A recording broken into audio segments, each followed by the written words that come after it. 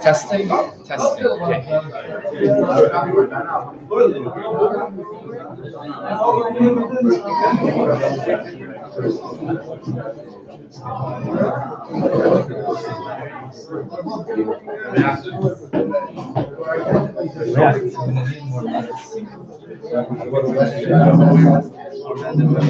Oh.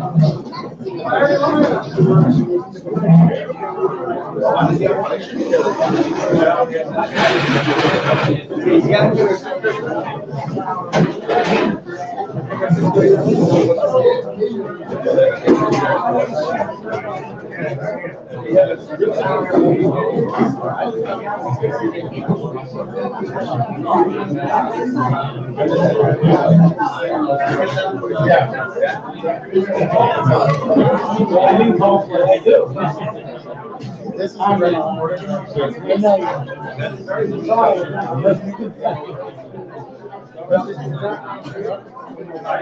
I'll give you a little spot here. The computer is, and then we're going to do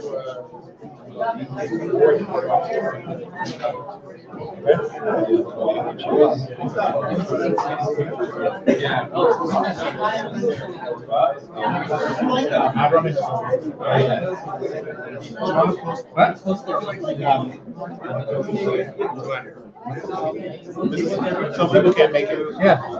Post it. You have to send it to me. Just put other rabbis. I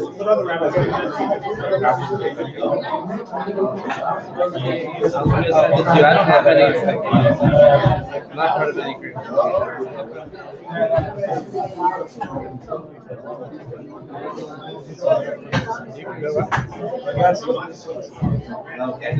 Any notification?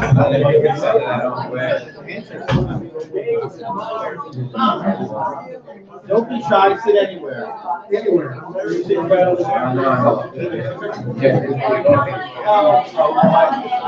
Who's on the job?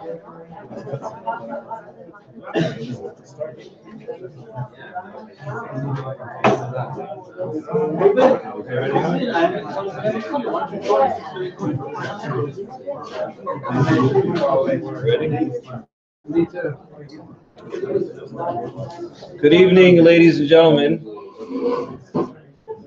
Tonight marks the Shloshim of Rabbi Raphael Wachsman, our Rabbi Wachsman's father. And just a brief introduction, the way Shloshim works is that when a person passes on, so they go through a period of judgments, of analyzing their life, recording different events that took place. Well, everything is recorded. And a person goes through the process. There is a purification process to allow a person to enter into the world to come. And there are different stages. There is the first 7 days, there's 30 days, there's after a year, and then on the yard site itself.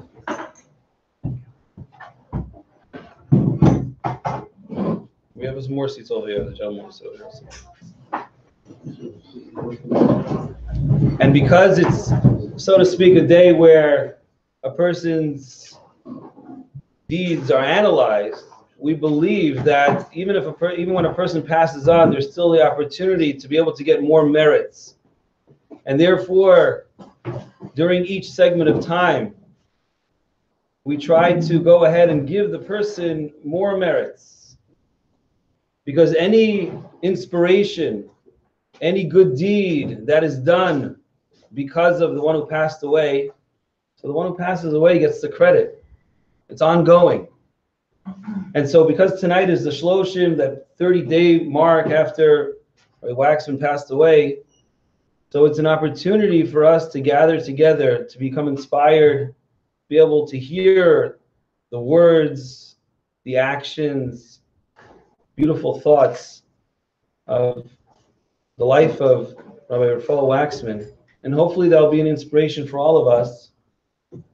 And we'll take something from it and better our lives and enhance our relationship with Hashem.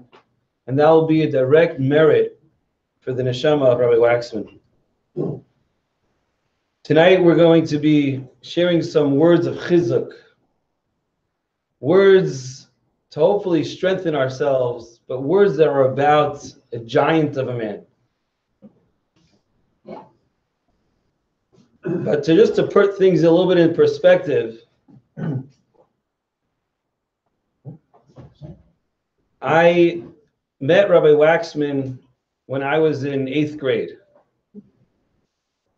I went to Yeshivas Witz in Milwaukee for high school, and the year before they have a Shabbaton where they invite the 8th graders to check it out. And that's where I met Rabbi Wachsman, and I had Rabbi Wachsman as a teacher in the 10th grade. And certainly being in the high school and part of the post-high school program, so I interacted with Rabbi Wachsman. We studied together. We learned Sefer Chavetz Chaim together. So my thoughts are based on my experience during those years. And then when we came to Orlando with our Rabbi Wachsman, and of course, Rabbi Wachsman's father would visit many times, and we had interactions. So that's just to put things into perspective to where my thoughts are coming from. Shlomo Melech writes in Mishlei, Diracheh darchei noam v'chol nesivoseh shalom, that Hashem's ways, the ways of the Torah, are ways that are pleasant. Hashem's Torah is pleasant, is beautiful. B'chol nesivoseh shalom, and all of its paths are that of peace. And an explanation of that pasuk, I want to share with you, I want to read to you what's brought down. It says that the ways of the Torah are pleasant. Hinei darchei haTorah, the paths of the Torah, him derachim sheyin amu v'yidanku me'od la'adam. They are noam. They are pleasant. They are sweet, very much for a person. Kol ma sheba min hamitzvos, anything that comes from the mitzvos, the azharos, and warnings of the Torah, him devarim arevim, they're sweet. V'ritzuyim be'atzmeusam, and they are wanted, they're beloved internally. The words, the actions, the mitzvos of the Torah are pleasant, they're sweet, they're beautiful. And I think from this explanation, it's fair to say that if someone claims to be one who is a person of Torah, who studies Torah, who lives the life of Torah, then it's only fair to say that that can be true if and only if their ways are ways of sweetness. If they conduct themselves in a manner that is pleasant, that is ne'imus, that is beloved, then that is a person who is going the path of Torah. In my experiences with Rabbi Wachsman, that's the type of person he was. He was a kind individual. He was a warm Rebbe He was inviting. When you walked the halls of the yeshiva and he saw you, he would put his arm around you. When he spoke, if you witnessed, he spoke in close contact with the person. He was somebody that when you spoke to him, you were the focus, nothing else. And Rabbi Wachsman was a very, very, very busy man. And Rabbi Wachsman had the entire yeshiva on his shoulders. He had the students of the yeshiva on his shoulders. He had his family. But when he spoke with you, it was only you. You felt a warmth. And this is with everyone. This is with his colleagues, the other rabbis in the yeshiva, the Rosh Yeshivas, the heads. It was with the students, young people, old people, Jewish people, non-Jewish people. It was almost as if when you spoke to him and when you interacted with him, like the world came to a stop and you were his focus. He was pleasant. He was someone that if you wanted to know what Torah does for you, if you want to know what Torah was all about, the pleasant ways, the sweet ways, you looked at Rabbi Wachsman. But what was unique about it was, and it was all the time, it wasn't when everything was going smooth. It wasn't when everything was peaceful, where he was able to maintain that focus. It was even in difficult situations, and even in challenging situations, and even when the students were doing things that they shouldn't be doing. Go out on a limb here a little bit, but I heard once that there was actually a rule in the yeshiva. The yeshiva is on a lake, on a mountain that's. The lake is behind the yeshiva, and the rule was no one is allowed to go down to the lake because it's dangerous. I think that was the rule. So, as students, we tried to follow the rules very carefully, and the rule was it was a very serious rule. It was punishable by suspension. It was real serious. So using all the skills that we learned in our studies, we figured that they can't suspend the whole class or else they wouldn't have the school. So we decided to go down to the lake. It's not going to be so dangerous. The winter time, the lake freezes. Come on, what's dangerous about that? And so we went down to the lake. Now, we stayed all the way up till sunrise because we wanted to see the beautiful sunrise, of course. And everything was going pleasant and nice. And then all of a sudden we noticed that Rabbi Wachsman was there. He didn't say anything. We forgot that Rabbi Wachsman used to get up very early in the morning and he would come to the yeshiva. So he saw us at the lake. Now, just imagine, Rabbi Wachsman took achrayus, he took responsibility. This was a dormitory yeshiva from students that lived from all over the world. And this was a rule because they felt it was dangerous. That's why they made such a serious punishment. So under circumstances, you would have saw that, someone would see the authority come down. What are you guys doing here? Gentlemen, what's going on? We didn't even notice he was there. And then in his soft, peaceful, regular manner, he says, all right, gentlemen, come on, let's go up. Let's go back upstairs. So it didn't matter what the situation was. Whether it was something that was intense, around, pressure, the ways were pleasant. But then there was something very unique. And you'll notice it in all the pictures that are out there. And that is Rabbi Wachsman's smile. The beautiful tefillah that we say on Shabbos of Nishmas.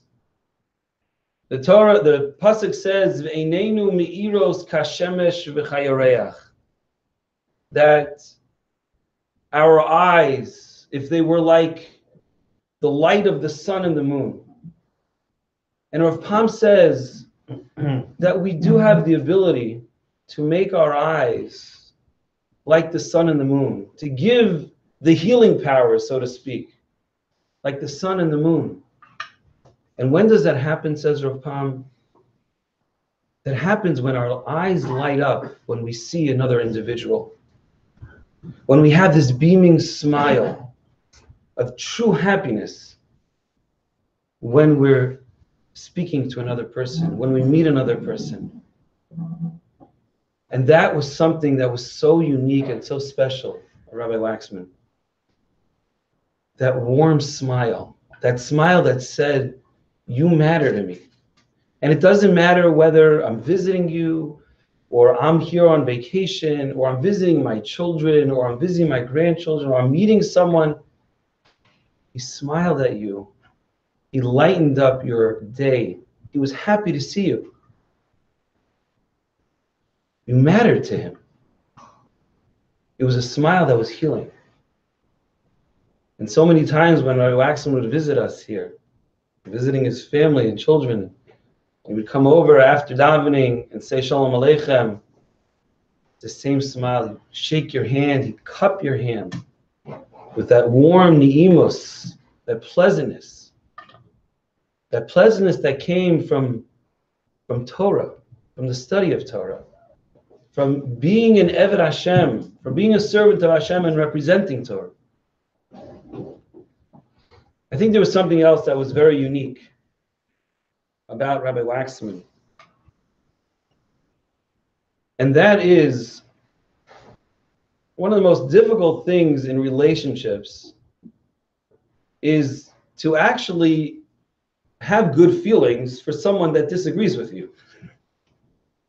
For the people that you would agree with and are on your team and have the same perspective as you, so you're friendly.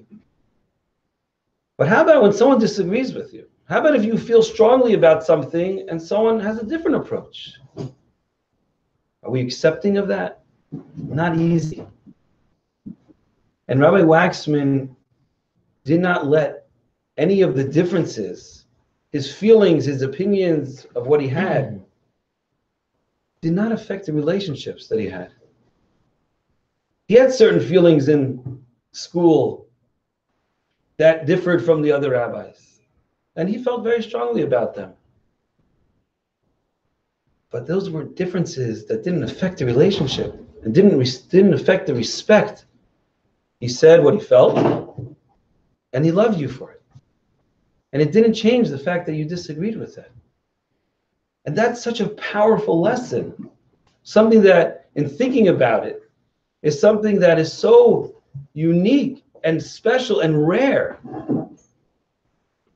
But that came again from being and wanting to be an Eved Hashem. What would Hashem do in that situation? How does Hashem conduct himself? What does the Torah say Hashem does?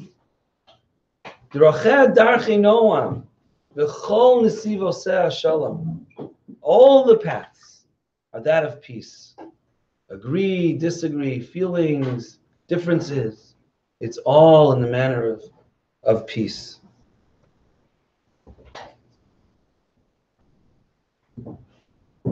Another point that I know that I've learned from, and that is more of a personal aspect of Rabbi Wachsman, and that was that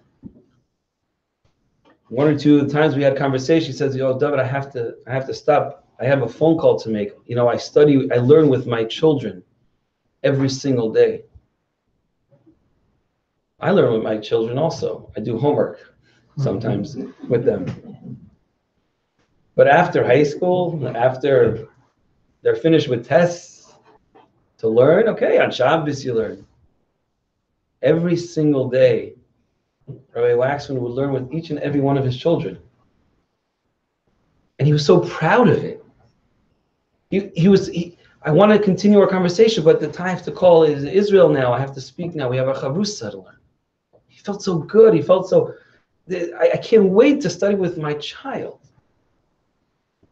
It didn't matter the age, my child, to learn. And those words in my mind, they're so powerful to be able to have such a love and such a care and such a desire to learn with every single one of his children every single day. That's something that stood out to me for me. Over this past month, I found myself saying, when different situations arose, what would Rabbi Wachsman do in this situation?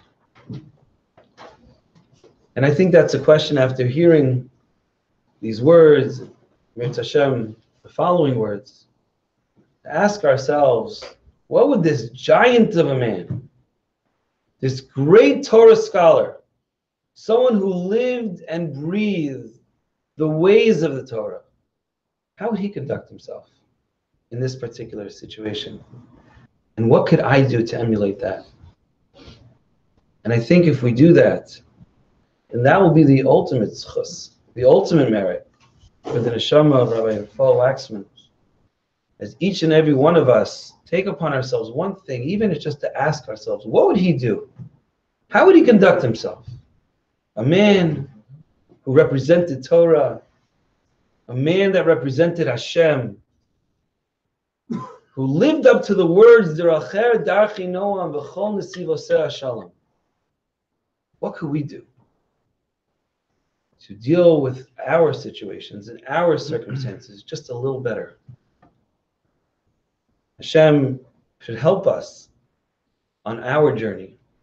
And as we go through our lives, if we can stop and think and become inspired by these words, it will be a tremendous zchus, tremendous merit for Rabbi Wachsman. And I am sure that he's putting a good word in for Orlando. He was very involved on the scenes, behind the scenes. Mirz Hashem, we should see all the zechus as well.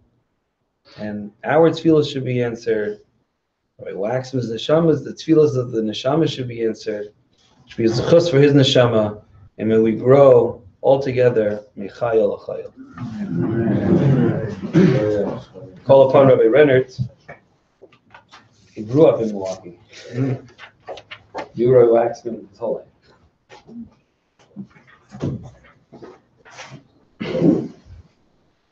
I suppose I'll begin as Rabbi Achmes did, just to give you a brief introduction on where I'm coming from and my perspective. Goes back a little further, as Rabbi Achmes mentioned.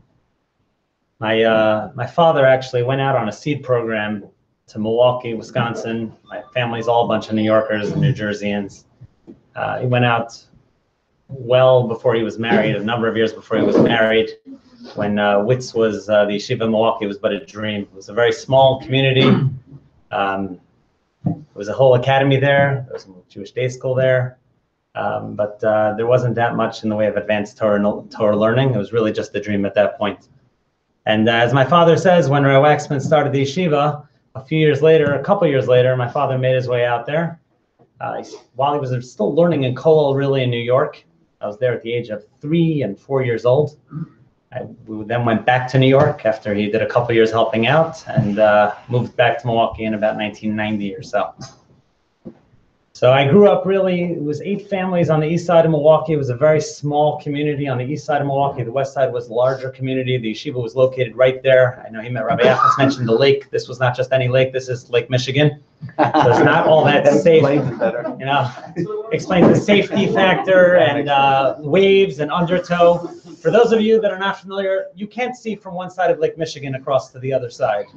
It's not just any lake. So I moved to Milwaukee in '91, and my father was brought in a number of different roles. But one of the roles in which he was brought in was that of a dorm counselor. I think prior to him coming, there was a phrase in the yeshiva, I'll go more out on a limb than Rabbi Achmes, called Marfi. Marfi stood for make a run for it. Chicago was about an hour from Chicago, from Milwaukee or so. And there were, at that point in time, the high school students were still permitted, some of them, to have cars. And well, when the hour got late enough, some students would Murphy and try to be back in time for the morning. My father, one of the reasons he was brought in, I think, was because my father was known perhaps for being able to keep long hours. And I think that first year, again, I was too young really to recall, I was 8 or 9 years old, but that first year, I think my father was frequently in yeshiva between preparing and keeping an eye on things. I think it was a little bit of both. He was teaching a number of classes. He was probably there till 3 in the morning, regularly 3, 4 in the morning in yeshiva. And again, Shachos is 7:30 in the morning when he would restart again. So he got home somewhere around 4 hours.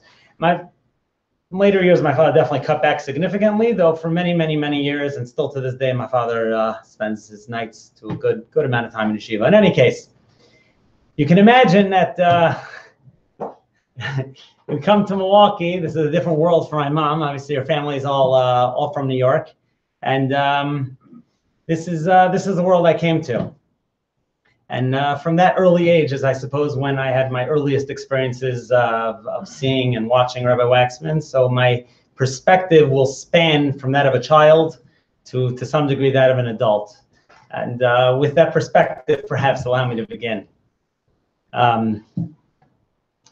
It is with a sense of deep trepidation and fear that I stand here to try to speak some divrei chizuk, some words of remembrance, some divrei zikaron of Rabbi Raphael Wachsman, Zechrono Livracha. It's still hard to say those words. Much has been said, for those of you that saw, much has been said at the Levaya, for those of you that were able to attend, much has been said at the Shiva, and yet there really is so much more to say. And unfortunately, there's some stories I simply can't say. But the reason I stand there with fear is because I just feel emotionally, who am I to stand here and to attempt to speak and describe such a giant of a man? It is often difficult to depict things in words. Pictures, we say, speak 1,000 words, and video, obviously, so much more. And how can I attempt to stand up here and try to describe in mere words, the English language, who Rabbi Wachsman was, Rabbi Raphael Wachsman was, at least in my eyes. But it is with hope that I stand here to at least give you some of the impressions that I had. Perhaps some who are listening will be able to take away some inspiration, some lesson for ourselves, some sort of a chizuk, some sort of strength in our own lives, something perhaps we can aspire towards in realizing what the mensch, what a human being is capable of. I will merely focus on a couple of facets of things that I saw. We'd be here for a long time for me to go through much of it, or even a small portion of it. But the man I saw through my shallow eyes, my perspective, one child and student's window into who this unique, special, and rare man was, that's what I'm going to try to give over. You know, Avram Avinu, our forefather Abraham, is described as a man of chesed, an ish chesed, a man of kindness. This is the midah, the character trait that he was known for. I heard a shmuz from Rabbi Schaefer, Rabbi Ben Zion Schaefer. It could be it came from the Shiva of Hanoch Leibowitz, I'm not certain. But we know Avram Avinu, the famous story in the beginning of Parshas Vayera, 3 days after he has his bris milah, he has his circumcision. He's in the peak of his pain after surgery, and man, 99 years old, gets his circumcision. And God made the day a very, very hot day. Why? Because he didn't want that Avram Avinu Avram Avinu was known to have 4 doors on his tent, constantly bringing in idol worshipers, those who didn't know of God, bring them in, give them a meal, teach them about God.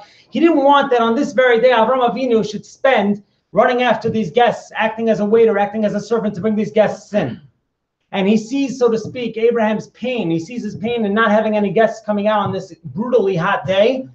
And he sends 3 angels that they should come out, that Avram Avinu, Abraham, should be able to service them, so to speak. And when Avram Avinu sees them, he runs out to greet them and invites them to come to his home, and he washes off their feet because they're idol worshipers.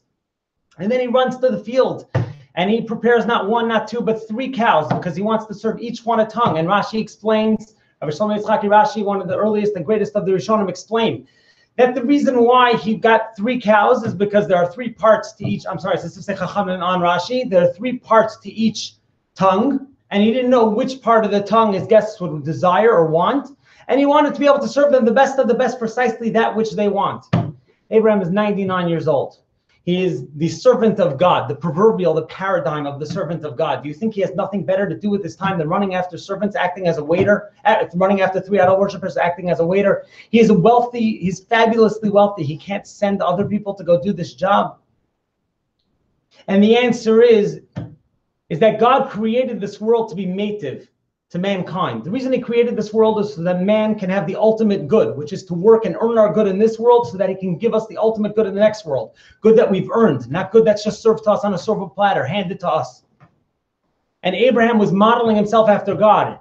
Our mission in this world is to model ourselves as best as possible after God, and the ultimate way that we can model ourselves after God is to be mative, is to give to others, to be there to give to others, to do chesed, to do kindness.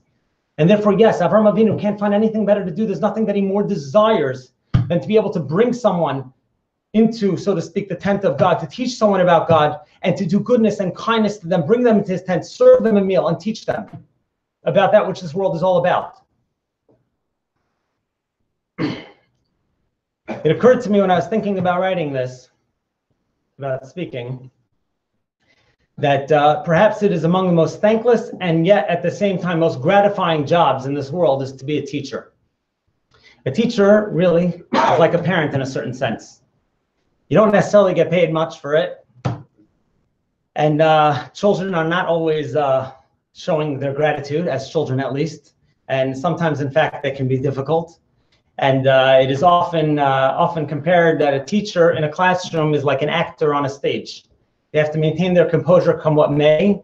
And no matter how they feel inside, it's not something necessarily what happened at home or what happened that morning or the way a student is acting towards them is not something that can come out on the face of that teacher. A teacher has to maintain their composure no matter what the circumstance, no matter what's going on. A teacher has the capability, if they are a good teacher, of making a child. And a teacher, God forbid, if they're not meant to be in the classroom, if it's not their personality, if they're not capable of doing it, they have the ability of breaking a child. Rabbi Wachsman was a model teacher. And although I never had him in the classroom, I heard a number of lessons on character traits. Musar Shmuzim is what we call them in yeshiva. But I never had him in the classroom. And yet, I considered him a teacher. It's one of the most well-known, perhaps one of the most popularly listened to TED Talks is on teachers and students. Perhaps some of you have seen this, perhaps not. But there was a certain New York City teacher that decided after a number of years she was going to go on into psychology and went on to her PhD and went on to study what is it that makes successful students. And it was not their financial background, and it was not their intellect, it was not their IQ. It was something very, very unique that she found led to success, so to speak, however that would be measured, financial success and completion, whatever that may be in students. It's a 4-letter word, and the word is grit. And she basically, I'll read you a little bit of it. In all those very different contexts, one characteristic emerged as a significant predictor of success, she says. It wasn't social intelligence, it wasn't good looks, physical health, it wasn't IQ. It was grit. Grit is passion and perseverance for a very long-term goal. Grit is having stamina. Grit is sticking with your future day in, day out. Not just for the week, not just for the month, but for years, and working really hard to make that future a reality. Grit is living life like it's a marathon, not a sprint. And she concludes saying that we need to be more gritty about teaching grit, but I don't know what makes grit. That's how this teacher concludes, or I should say this psychiatrist or psychologist concludes his PhD. She doesn't know what leads to it. And I'm not going to stand here and tell you that I know better than she does. But at least I will give you some of the facets that I think, and you'll judge for yourselves, go into grit. A child who is empowered, a child who is motivated, is a child who will have grit for the long term. When one thinks of a successful teacher or parent, to me, and it's not just a teacher, a parent is a teacher. A successful parent, a successful teacher, there are 3 things that come to my mind. One of them is the ability to model proper conduct for that child. If a teacher is unable to model the proper conduct for a child, if a parent is unable to model proper conduct for that child, then that parent will not be able to teach that child. Number 2 is that the child has to feel that the teacher wants and expects and believes that the child can do that which is modeled or taught. The teacher has to believe in that child, and the child has to feel that the teacher believes in that child, that the child can do it. And number 3 is the child has to feel that the teacher loves and cares for them, and that the child therefore feels a want and a desire to perform for that teacher or parent, if you will. I just want to take those 3 and give you some of what I saw in Rabbi Wachsman and why these come to the fore of my mind when I think about Rabbi Wachsman, at least for me personally. Rabbi Wachsman, as Rabbi Achnes mentioned, was always calm, but I want you to understand. Rabbi Wachsman had the burden, perhaps at one point it was 1 million in the 90s, perhaps it was a little more than 1 million, perhaps a little under 1 million. At this point, I could tell you in more recent times, it was about a $2 million budget. When you run a school, you can ask Rabbi Wachsman here, and I have a little bit of a glimpse into it at this point, you're not running a for-profit entity. As opposed to hospitals, which can call themselves not-for-profits, and sometimes are and sometimes are not, a school, at least the yeshiva, is by no means a for-profit entity. You're welcome to look at the books. It really doesn't work, and you don't know where the next payroll is coming from. And you have that weight on your shoulders. And as my father told me many years ago when I was a child, I don't think I ever said this over to you. My father told me they'd heard from Rabbi Wachsman, when he went to start the yeshiva in Milwaukee, which many considered to be a dream. It was ridiculous. It was absurd. It's a small city. You're not starting a yeshiva high school there. He accepted upon himself a responsibility for the families, together with his partner, for the families that he'd be hiring. They'd be expecting him to be able to come up with the funds for payroll to put food on the table. And Rabbi Wachsman's father actually told him, at least from what I heard from my father, when he went out and did this, just realize, Rabbi Wachsman was known as Rafi yet, realize, Rafi, what you're doing. You're taking on a significant responsibility. You're taking on yourself families, food on the table. Realize this is not a simple undertaking. That's an enormous pressure when taken seriously. Every 2 weeks there's a payroll. And yet, to the best of my knowledge, what I remember Rabbi Wachsman as a child, as Rabbi Achnes really mentioned, but I remember going back years and years and years, and I know from my father, I know when they missed payroll, and I know how behind they were and how many months at different times they were behind on payroll. It happened, certainly. You would think that Rabbi Wachsman would be walking around with sometimes the way I walk around in school, so his son manages to keep after his traits, but I don't. But you'd think you'd see it in him. And then Rabbi Wachsman walked with a simchas hachayim, what you call a joy of life, a simcha bitachon. Apparently, he believed in God to a degree that he knew was going to work out. And the yeshiva's there, 38 years later, it's still around and going strong, Baruch Hashem. That calm, subdued response in life, that simple joy that Rabbi Wachsman was able to walk around with, to me as a child, knowing what was going on, at least, I'm not going to say child, but in my teen years, certainly, aware of what was going on, I couldn't fathom that simple joy to life. Where did that come from?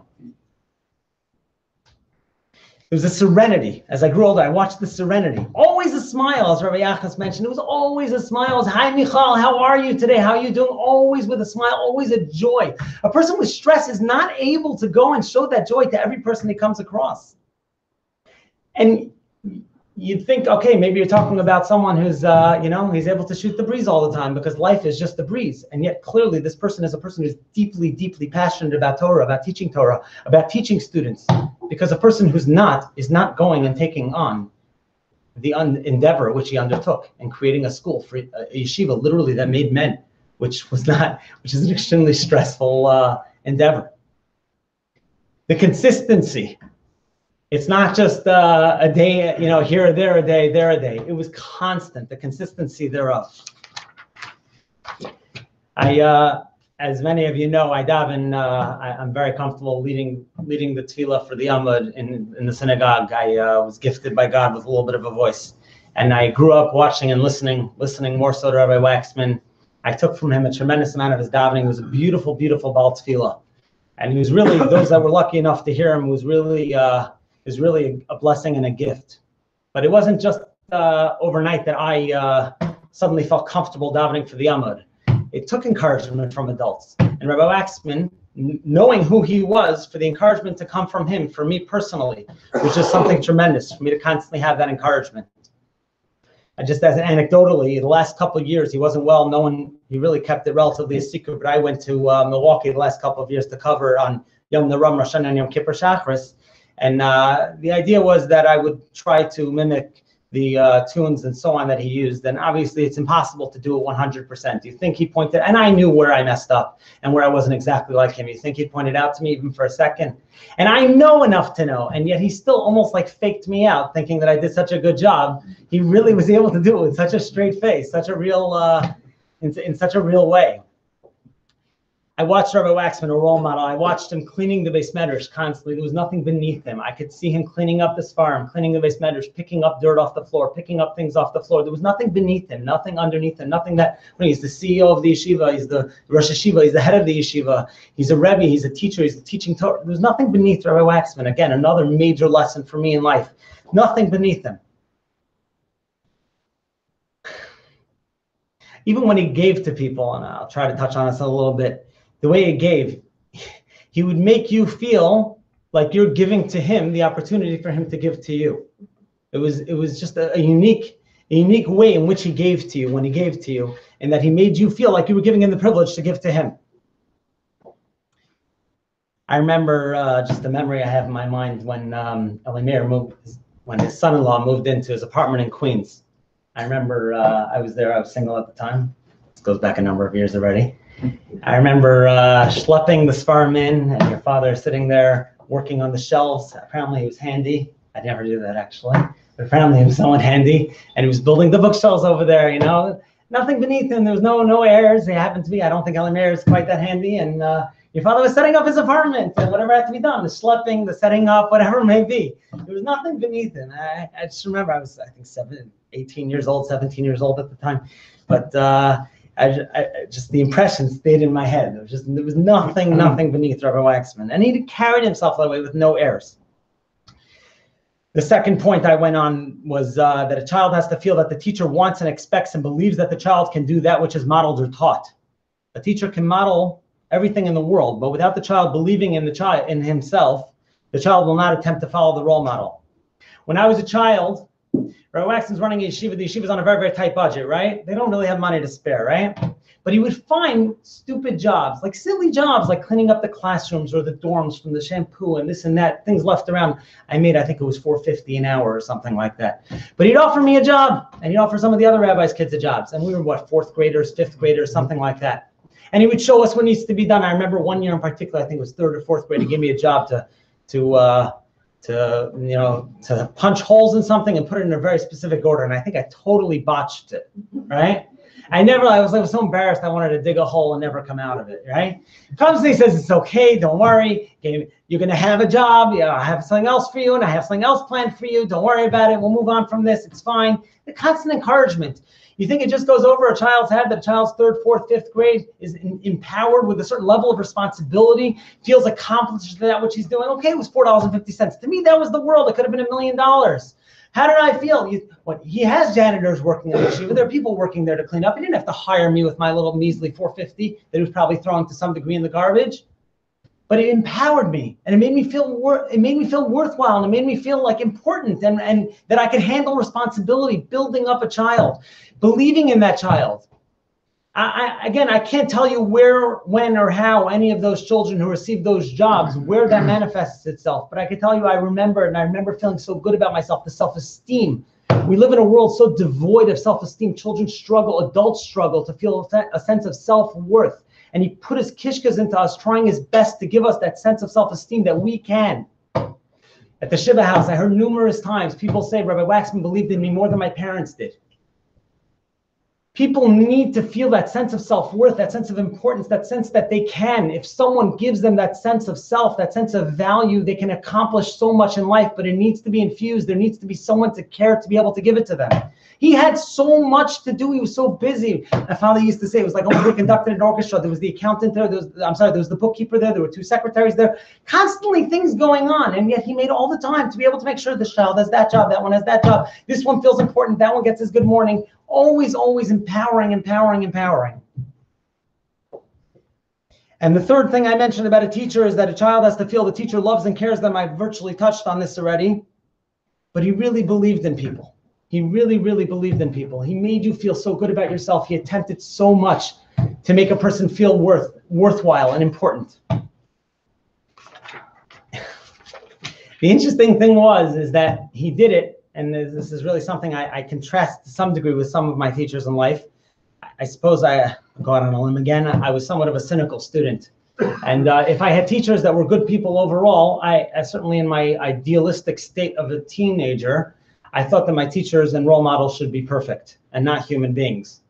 And it was therefore very difficult for me to really find a deep sense of respect for a number of my teachers. I couldn't compartmentalize. If I ever saw any fault or deficiency in them, it would immediately, it would to some degree minimize my ability to respect them. It's very difficult for a teacher to never get upset with a student. It's very difficult, and I never had him as a teacher, so I can't speak to that. But it's very difficult for a teacher to never walk around carrying themselves with a certain sense of pride. And Rabbi Wachsman never sought any fanfare, to the best that I can remember throughout my life. I'm not going to say he never stood on the stage because he had to in his position. But there was never any fanfare to everything he did. He did everything. It was quiet. There was no one who needed to know about it. It never needed to be announced. It was never pompous. There was no pomp in anything he did. And as a child, as a teenager in particular, there was something that struck me so hard that this was someone I could learn from because there was no pomp. There was no fanfare. He just did and did and did.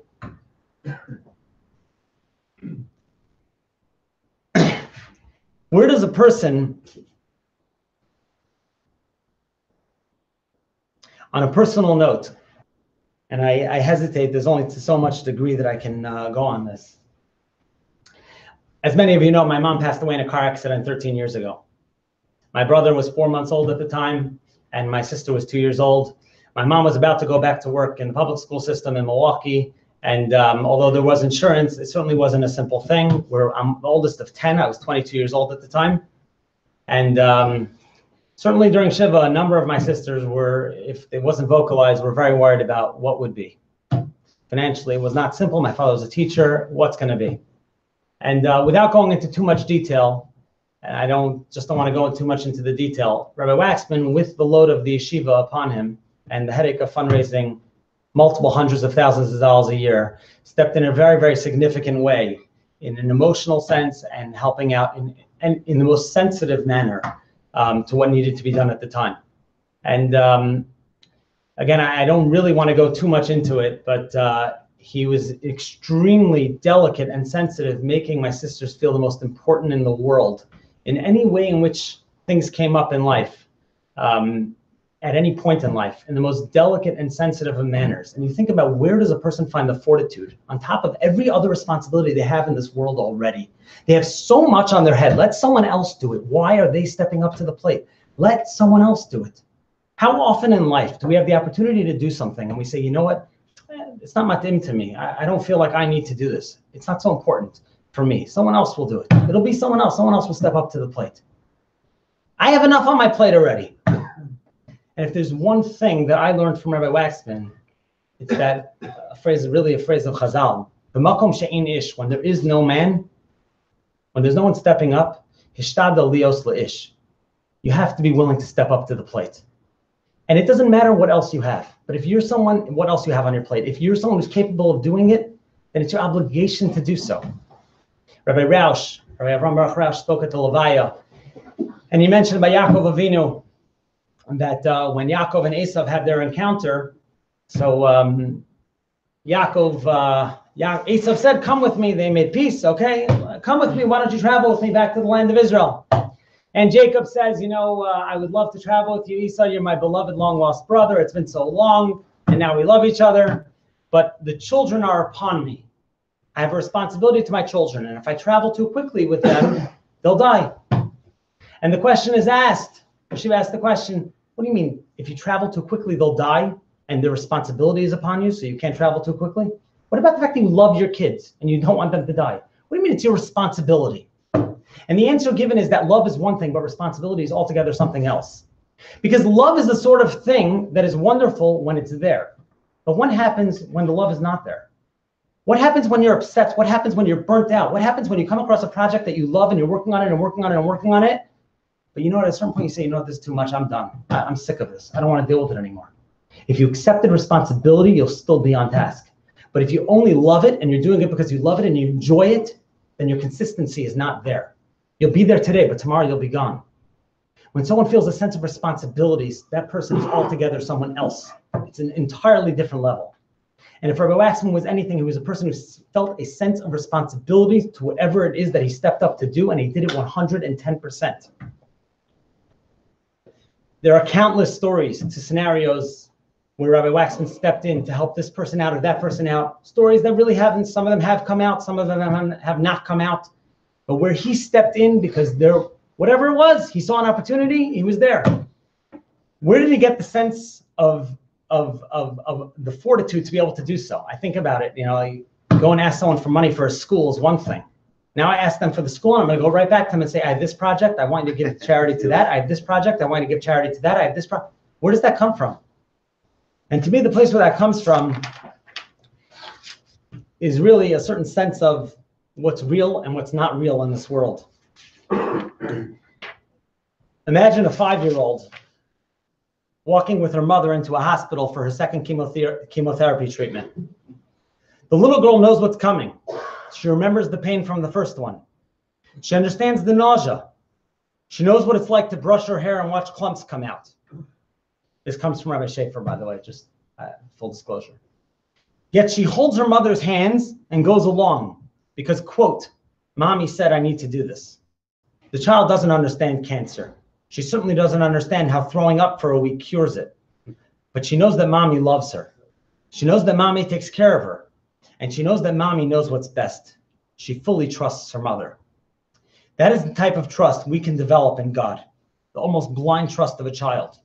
I know that Hashem is looking out for my best interests. I know Hashem loves me more than I love myself.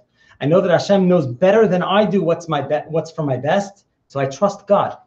I trust that God is right here, in charge of my life, orchestrating the events for my ultimate good. I walk through life fully confident, not confident that things will turn out as I planned them, not confident that life will have a Hollywood ending, but confident that God has chosen the best path for me and is leading me down it. I take God's hand, so to speak, and walk with unwavering trust. Rabbi Wachsman knew what he was here in this world to do. The ultimate good that man can do in this world is hatava, is to give to others. Even as he went through his illness, it's been said countless times, he was constantly working, constantly doing for others, even through his illness, gasping through. He knew what was coming. He embraced it. And still working, what can I do, what can I do, what can I do, working through lists. Rabbi Wachsman, I'm sure, could tell you about it, working through lists of what could be done, what could be done, what could be done. Again, there are countless stories I could give you, personal stories. One anecdotal, my sister heard from Rabbi Wachsman's brother that my little brother was getting his first set of tefillin. Rabbi Wachsman happened to have brought them back this past year from Israel. He was in Israel, and your uncle walks into the room and he sees there was Rabbi Wachsman sitting there just a couple of weeks before he passed. Sitting there, and there's a smile in the room. He said, well, it's not a room that was necessarily always full of smiles at that point in time. And what's going on? So we just got a picture from my little brother's tefillin bag that he got. He wanted to make sure that my brother got the right tefillin bag that he wanted. He had brought him the tefillin from Israel, and he was very happy that my little brother, my 13-year-old brother, who just became bar mitzvah, it's been 13 years since my mom passed, got the tefillin bag that he wanted. Constantly doing down to the very end, constantly caring, what can I do for someone else? Many people in such a state, I think about nursing homes. I'm somewhat in the business of nursing homes. People go to nursing homes. I'm not going to say there aren't those that do, but many people go to nursing homes and they whittle away their years, and it is what it is, and that's the end. They know the end is coming, and it's just a matter of when. And they play cards, and they play mahjong, and they do what they do, and that's the end of it. Whatever will be, will be. Rabbi Wachsman knew the end was coming. That just meant it was more urgent to get more done. He understood his purpose in this world. How many people go through this world? We whittle away our time. We don't understand our sense, our purpose. Every neshama, every soul in this world is given a purpose, a reason. There's a mission. Some of us seek it out. Some of us are lucky enough to find it. How many of us go through life and we don't seek it out? We don't know what we're doing here. We just whittle away our time to some degree or another. Rabbi Wachsman lived to inspire, to give, to help, to bring life, to share every gift that Hashem gave him with others. What he accomplished in his life, men don't accomplish in multiple lifetimes. We know that this world is merely a hallway to the next world. We are all born with a mission in this world. Every neshama has a distinct purpose. We are supposed to explore and try to discover it. Many of us go through life. We try to seek and search out at least a part of what it is. Others, as I mentioned, muddle their way through life, never much giving it a thought. Many of us never search. But lucky is that person Ashrecha, how lucky is that person who goes through life with a sense of purpose, a sense of mission, a sense of meaning, who knows what his creator desires of him. He hits the jackpot. We live in a society where so many are depressed. That person who has meaning, who discovers his purpose in life, he hits the jackpot. He will live the most meaningful life. He will live a more fulfilled and joyful and satisfied life than most people in this world, in what we call Olam Hazeh, this world, just to travel to the next world. In a society with so much confusion, so much wealth, and yet so much depression, Rabbi Wachsman modeled a life, for me at least, in my window that I saw, my small perspective, that personified that which we say in the Nusach, in the terminology, in Jewish terminology, when one concludes a tractate or seder of Talmud, we say, Anu mashkim v'hem mashkim. We rise for divrei Torah, for the words of Torah. We rise to a real meaning. V'hem mashkim l'dvarim b'telim, and others in this world rise for nothing. Anu ratzim v'hem ratzim. We run and they run, but we run for a purpose. We run for meaning. Those who were lucky enough to be zocheh, those who were lucky enough to be meritorious, to observe, to know, and learn from him, learned this message very loud and clear. I just add very briefly, my father used to go to sleep in the early hours of the morning. My father used to often tell me he would leave messages for Rabbi Wachsman somewhere around 12:30, 1 o'clock in the morning, and his voicemail would be blinking within an hour. Rabbi Wachsman would already have risen. He started his morning somewhere in the 2 a.m., 3 a.m., perhaps he'd catch an hour nap somewhere later in the night, but he'd already be up by certainly in the 4s or 5s. On a daily basis, my father would multiple messages back and forth. My father would leave it at 1:30, he'd get one back at about 2, he'd leave another one at 2:30, get another one back about 3. Rabbi Wachsman was going strong already early in the morning. He said it's because in the morning it's all quiet, he could get his work done.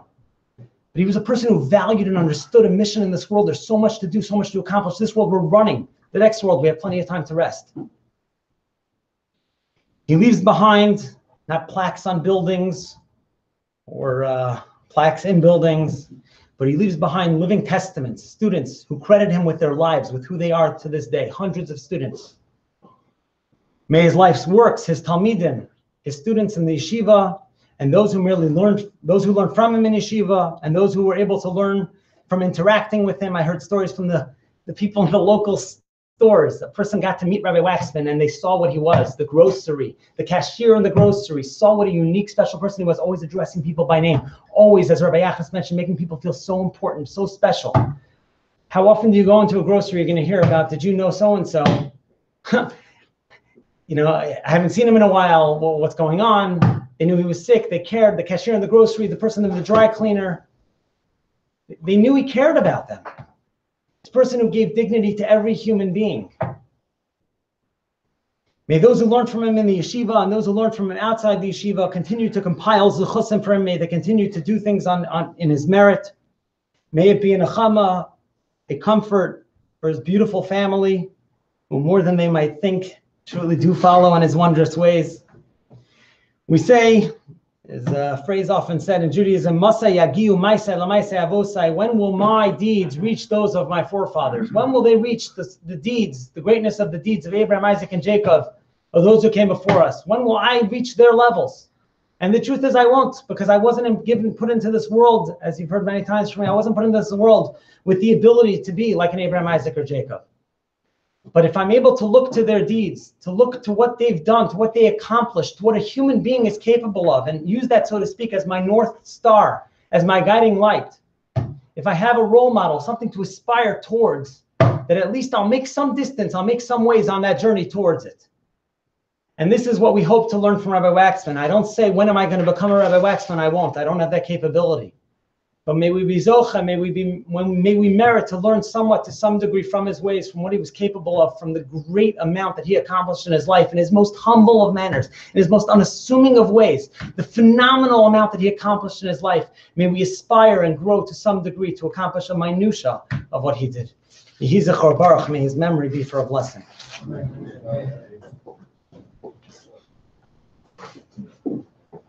Thank you, Rabbi Raphael. Thank you, everyone, for coming tonight. Really, really means a lot to me.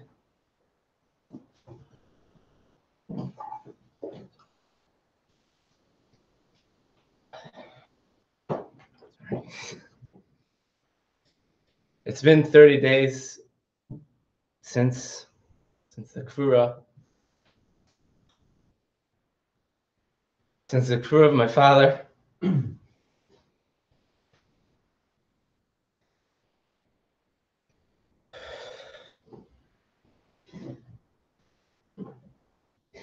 Rabbi Raphael Wachsman ben Yosef Baruch, Harini Kaparas Mishkavi. And as days go by since his passing from this world, the void, the gaping hole that he left just seems to be growing bigger and bigger. That was supposed to get easier. Just gets different, not easier. Throughout his life, as we've heard, he touched and affected literally thousands of lives. A few weeks before he passed, he was sick for a little over a year and a half. We were talking, we were sitting on the couch. He's giving me some instructions for after he passed. He said, I've compiled the list, I've put together a list of contacts that they should know when it's time. You should let them know after my patira. I said, okay, he told me where to find them on his computer. Later I checked his list of people he wanted to know, and it was over 4,000 people that he had selected that he thought should know. This is besides for people that were on the yeshiva's list already that would know. Throughout Shiva, and really we've been receiving nonstop letters through Shiva, after Shiva, different stories from people that he impacted in a meaningful way.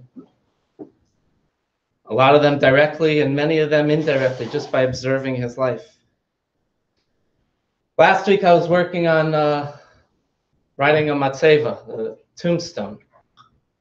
So trying to come up with words to describe his life. And I was advised to keep it simple. I thought, okay, let me try. I'll only list the midos that I know, the character traits that I know he excelled at. And listing 1, 2. When my list passed 20, I knew it wasn't going to be simple. His life just wasn't simple. A letter we got recently from the Talmud. A student came after I was in yeshiva. I don't know the student. He said Rabbi Wachsman was one of the greatest men I've ever known. And it has nothing to do with the fact that he has a rabbi before his name or Rosh Hashiva after in his title. He said he didn't care about that. Everyone was the same to him. No matter where you came from, the struggles you've gone through, the things you've done, or what the future was to hold. He treated everyone the same with love, respect, and understanding. He never had preconceived notions or a bias. As long as you were human in this world, he believed that you mattered and that you deserved as much love, respect, and time as anyone else in the world. Or as a long-time family friend put it in a letter recently, that Rabbi Wachsman saw the inside, the pnimis, the inside of each person. He didn't get stuck on the outside, the outward appearance. This allowed him to see people for their worth. A friend of mine, a Talmud, I didn't know, he called during Shiva. I'm very emotional. He said he was in 8th grade, and he was coming from not such a strong school, especially in Judaic studies and Talmud, and he had to take his entrance exam. And he was taking it, he had a test, and my father was going to give him the test. And he walked in, and he sat down, and I'm sure my father schmoozed with him a little while, saw what was going on, and he said, what Masechta, what tractate are you learning? And the boy said, I'm learning Bava Metzia. My father said, that's great, you're in, welcome to WITS. Like Ray Renner mentioned, as news of his passing spread, the reaction of so many different people, the barber, the nurses, therapists, the owner of the makolet near his apartment in Israel, of course, the ladies in the local ice cream store in Milwaukee, they were all affected. They all were emotional when they heard. He made a difference in their lives. Every person he'd meet was someone to help, to touch their lives, to learn from. Treated everyone as they were, Tzelem Elokim, in the image of God. My brother Yossi called me earlier this week to brag about his Uber score, 4.83 out of 5. I didn't know this. When you take an Uber, not only do you rate your driver rates you.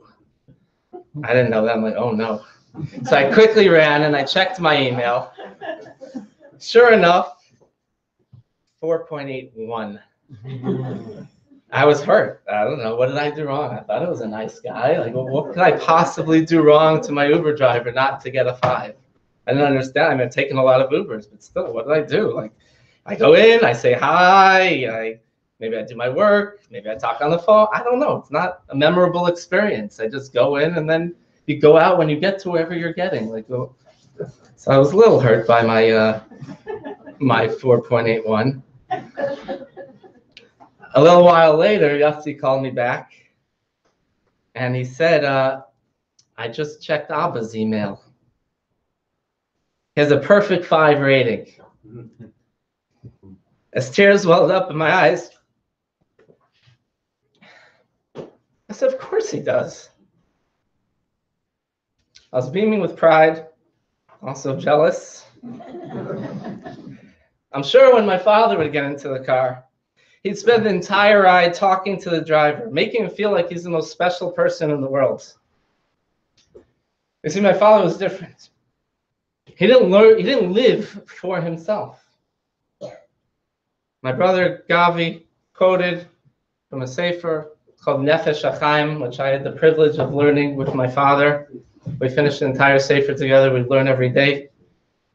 And in his introduction, the son of the author of the book, the son of Reb Chaim Volozhin, says his father would always tell him, Shezeh kol ha'adam. This is man. Lo la'atzmo nivra. You're not created for yourself. Rak laho la'achrini. You're only created to help other people, not for yourself. That was my father. Starting a yeshiva was a means to do chesed for people in the most meaningful way by teaching them Torah, by giving them meaning in their lives. We heard so many stories, and we still hear of people, students that he helped, kids that he helped. He'd see a student that, or I assume he would know the family situation, they didn't have money. He'd take them shopping, fill the cart with clothing for them, creating jobs, like Rabbi Reinhardt said, for them that they didn't need. He created a job for someone in the morning once to make toast for people because he knew that the boy had no money. And he wanted to empower him, make him feel like everybody else. And the more stories, as we were sitting in Shiva, I turned to my siblings, to my mother, to guests, and I'd say, what are we going to do? Like, our task to follow in his ways it's just too much. Too daunting. How could we even come close? How could we come close to the gadol that my father became? So I was trying to think about what is his secret? How did he become what he became? And I think I found one of the keys to success, how he got there. One of the major influences in my father's life was a rabbi by the name of Ramosha Chait. He was actually the rabbi of the shul where he grew up in Far Rockaway in the 50s and the 60s. The shul actually started, my grandparents, his parents started it on their porch. They founded the shul. And my father would often quote from his shmuzin, his lectures that he gave in the shul. And one of his favorite ones that he quoted was one about Moshe Rabbeinu. And I wanted to say it over. I remember all the details, so I went to my father's files. He sent me, before he passed, all his files of all his Torah. He would have everything filed. And I found the original notes from 1966 from the rabbi, and there were many of them. I went to the rabbi and he asked him for all his notes from the shmuz that they gave. So he has all his notes. So I looked up and I found the shmuz. I found the lecture that he gave. And the shmuz was Moshe Rabbeinu. Actually, it was the title on the shmuz was called 3 Steps to Glory. So while the Jewish people were enslaved in Egypt, Moshe was away. He wasn't in Egypt. He was actually a shepherd for his father-in-law. And one day, he's walking along the roadway in the pastures, and Moshe beholds an unusual spectacle. He sees a burning bush. He immediately exclaims, Asura nova era, let me turn and let me see. Upon which our sages comment, and there's a difference of opinion in the Gemara. Rabbi Yochanan says, Shalosh psios pasa Moshe. Rabbi Yochanan says Moshe took 3 steps off the road to go check out the bush. Rav Shimon ben Lakish says, no, he just turned his neck. He just turned his head. He didn't take any steps. So Rav Moshe Zatzal, the Rabbi of the Shul, asks, these are 2 great men. Why are they debating whether or not he took 3 steps or whether he turned his head? It's seemingly insignificant. What difference does it make what they did, what Moshe Rabbeinu did? So Moshe answered that these Chachamim and their penetrating insight are revealing a fundamental formula for successful living. You see, Moshe Rabbeinu was trotting along the beaten path as a humble shepherd. Yet he was only 3 steps from glory, because it was from the bush that Hashem commissioned him to become the leader of Klal Yisrael and the one to take the Jewish people out of Mitzrayim and to receive the Torah.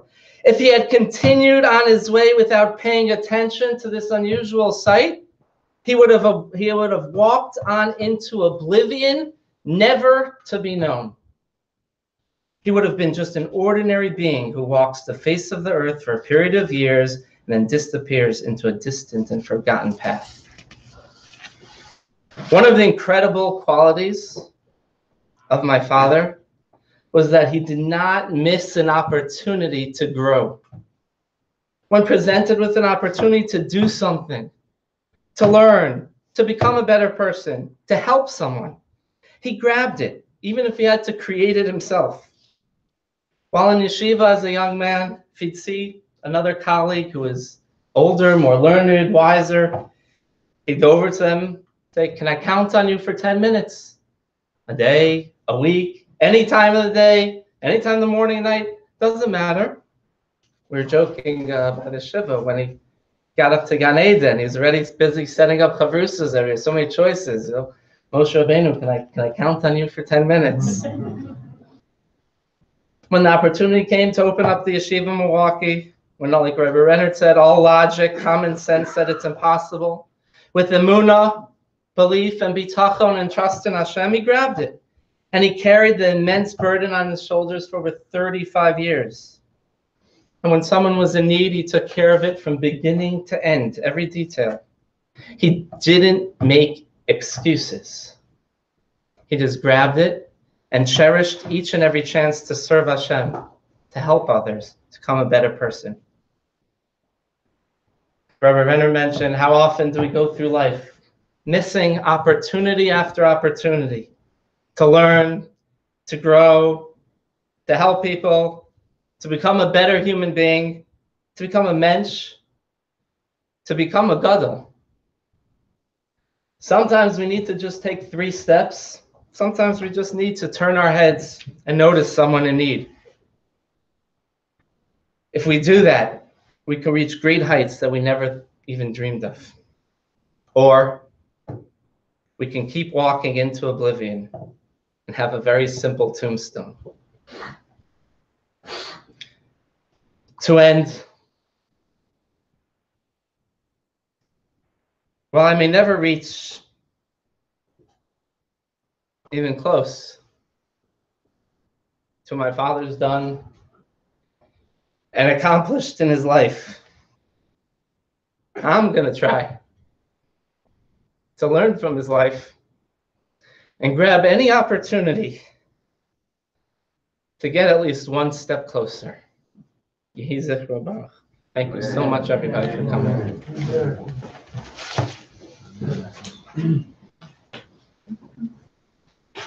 Thank you very much, Rabbi Wachsman, Rabbi Rennert.